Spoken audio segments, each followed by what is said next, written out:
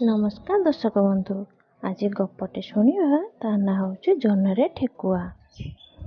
ଘଞ୍ଚ ଜଙ୍ଗଲରେ କୁଳୁ କୁଳୁ ନାଦ କରି ବହି ଚାଲିଛି ପାହାଡ଼ି ଝରଣାଟିଏ। ସେଇ ଝରଣା କୂଳରେ ଏକ ଝଙ୍କାଳିଆ ବୃକ୍ଷ ମୂଳରେ ଏକାଠି ହୁଅନ୍ତି ତିନି ବନ୍ଧୁ। ସେମାନେ ହେଲେ ଚତୁର ବିଲୁଆ, ବୁଦ୍ଧିଆ ଠେକୁଆ ଓ ହୁଣ୍ଡାଳିଆ ପ୍ରକୃତିର ଏକ ମାଙ୍କଡ଼। ତିନି ବନ୍ଧୁଙ୍କର ବନ୍ଧୁତ୍ୱ ଖୁବ୍ ନିବିଡ଼ ଥିଲା। ସେମାନେ ପ୍ରତିଦିନ କିଛି ସମୟ ଏକାଠି ବସି ବେଶ୍ ହସଖୁସି ହୁଅନ୍ତି। ଦିନକର କଥା, ତିନି ବନ୍ଧୁଙ୍କର ଏଭଳି ନିବିଡ଼ ବନ୍ଧୁତ୍ୱ କଥା ସ୍ୱର୍ଗର ଏକ ପରୀ ଦେଖିଲା। ମନରେ ପ୍ରଶ୍ନ ଉଙ୍କି ମାରିଲା, ଏଇଭଳି ନିବିଡ଼ ବନ୍ଧୁତ୍ୱର କାରଣ କ'ଣ ହୋଇପାରେ? ପୁଣି ମନରେ ଭାବିଲା, ସେମାନେ ନିଶ୍ଚୟ ଉତ୍ତମ ସ୍ୱଭାବର ହୋଇଥିବେ। ମନରେ ସେମାନଙ୍କର ସ୍ନେହ, ଶ୍ରଦ୍ଧା, ଦୟା ଭାବ ପରସ୍ପର ପ୍ରତି ଥିବ। ହେଲେ ଏହିସବୁ ଭଲ ଗୁଣ ତିନି ବନ୍ଧୁଙ୍କ ଭିତରେ କାହାର ବେଶୀ ଜାଣିବାକୁ ତାର ଆଗ୍ରହ ସୃଷ୍ଟି ହେଲା। ଆଉ ଦିନେ ସେଇ ତିନି ବନ୍ଧୁକୁ ପରୀକ୍ଷା କରିବା ପାଇଁ ପରୀ ଗୋଟିଏ ବୁଦ୍ଧି ବେଶ୍ ଧରଣର କଲା। ତିନି ବନ୍ଧୁ ଏକତ୍ର ବସି ଗପସପ ହେଉଥିଲା ବେଳେ ସେମାନଙ୍କ ପାଖକୁ ଯାଇ କହିଲା, ମୁଁ ବୁଢ଼ୀ ହୋଇଗଲିଣି। ମୋ ଆଖିକୁ ଭଲ ଦେଖାଯାଉ ନାହିଁ କି କାନକୁ ବି ଶୁଣାଯାଉ ନାହିଁ। ଭଲ ଭାବରେ ବାଟ ବି ଚାଲିପାରୁନି। ମୋର ନିଜର ବୋଲି କେହି ନାହାନ୍ତି। ପ୍ରତିଦିନ ମୁଁ ଭିକ ମାଗି ଚଳେ। ଯେଉଁଦିନ କିଛି ନ ମିଳେ ମୁଁ ଉପାସ ରହିଯାଏ। ଏବେ 3 ଦିନ ହେଲା ମୋ ପେଟକୁ କିଛି ଯାଇନାହିଁ। ମୁଁ ଭାବୁଛି ତୁମେମାନେ ବଡ଼ ଦୟାଳୁ, ସେଥିପାଇଁ ମୁଁ ଆସିଛି। ଦୟାକରି ମୋତେ କିଛି ଖାଇବାକୁ ଦିଅ। ଭଗବାନ ତୁମର ମଙ୍ଗଳ କରିବେ। ଛଦ୍ମବେଶୀ ପରୀଠାରୁ ଏକଥା ଶୁଣି ଯିଏ ଯେଝା ବାଟରେ ଖାଦ୍ୟ ଅନ୍ୱେଷଣ କରିବାକୁ ଚାଲିଗଲେ।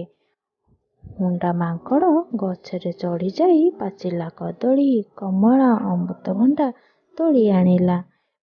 ବିଲୁଆଟି ଗୋଟାଏ ବଡ଼ ରୋହି ମାଛ ଧରି ଫେରିଲା। ହେଲେ ନିରୀହ ଠେକୁଆ କୁଆଡ଼େ କିଛି ନ ପାଇ ନିରାଶ ହୋଇ ଦୁଃଖରେ ଫେରିଲା। ତିନିହେଁ ଏକା ସମୟରେ ଆସି ବୁଢ଼ୀ ମାଉସୀ ପାଖରେ ପହଞ୍ଚିଗଲେ। ମାଙ୍କଡ଼ ଓ ବିଲୁଆ ଆଣିଥିବା ଖାଦ୍ୟ ସାମଗ୍ରୀ ବୁଢ଼ୀ ମାଉସୀକୁ ଦେଇଦେଲେ। ମାଙ୍କଡ଼ ଫଳମୂଳ ରଖିଦେଲା, ଆଉ ବିଲୁଆ ରୋହି ମାଛକୁ ନିଆଁରେ ପୋଡ଼ି ଖାଦ୍ୟ ଉପଯୋଗୀ କରି ମାଉସୀ ଆଗରେ ବି ବାଢ଼ିଦେଲା ଖାଇବା ପାଇଁ।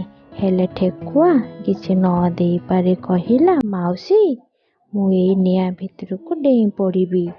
ପୋଡ଼ିଗଲେ ତୁମର କଅଁଳିଆ ପୋଡ଼ା ମାଂସ ଖାଇ ପେଟ ପୂରାଇ ନେବୁ। ଭାରି ସୁଆଦିଆ ଲାଗିବ। ଏତକ କହୁ କହୁ ବୁଢ଼ୀ ବେଶରେ ଥିବା ପରୀ ଠେକୁଆକୁ ଧରି କୁଣ୍ଢେଇ ପକେଇ କହିଲା, ତୁମେ ତିନି ବନ୍ଧୁଙ୍କ ଭିତରେ ଠେକୁଆ ହିଁ ଭାରି ଦୟାଳୁ। ପୁଣି ଠେକୁଆ ଉଦ୍ଦେଶ୍ୟରେ କହିଲା, ଆଜି ତୁମେ ପରୀକ୍ଷାରେ ଉତ୍ତୀର୍ଣ୍ଣ ହୋଇଛ। ମୁଁ ପ୍ରକୃତରେ ବୁଢ଼ୀ ମାଉସୀ ନୁହେଁ, ସ୍ୱର୍ଗର ପରୀ। ଆସ, ତୁମକୁ ମୁଁ ସ୍ୱର୍ଗକୁ ନେଇଯିବି। ଏଣିକି ତୁମର ସ୍ଥାନ ମର୍ତ୍ତ୍ୟରେ ନୁହେଁ, ଆକାଶରେ ଅତି ଉଚ୍ଚରେ ଥିବା ଜହ୍ନମାମୁଁ ଦେହରେ। ଏହା କହି ପରୀ ଠେକୁଆକୁ ତାର ପିଠିରେ ବସାଇ ଉଡ଼ି ଉଡ଼ି ସ୍ୱର୍ଗରେ ପହଞ୍ଚିଲା। ସେଇଦିନଠାରୁ ସ୍ୱର୍ଗରେ ଥିବା ସବୁଠାରୁ ଶୀତଳ ସ୍ଥାନ ଚନ୍ଦ୍ରପୃଷ୍ଠରେ ପରୀ ସହ ଠେକୁଆ ରହିଲା। ଆମେ ଆକାଶରେ ଚନ୍ଦ୍ରକୁ ଦେଖିଲେ ତା ଦେହରେ ପରୀ ସହିତ ଠେକୁଆକୁ ଦେଖିପାରିବା। ମାତ୍ର ଅମାବାସ୍ୟା ରାତିରେ ଦେଖିପାରିବା ନାହିଁ। କାରଣ ସେଇଦିନ ପରୀ ତା ପିଠିରେ ଠେକୁଆକୁ ବସାଇ ମର୍ତ୍ତ୍ୟମଣ୍ଡଳ ବୁଲେଇ ଆଣି ପୁନଶ୍ଚ ଚନ୍ଦ୍ରପୃଷ୍ଠକୁ ଫେରିଯାଏ।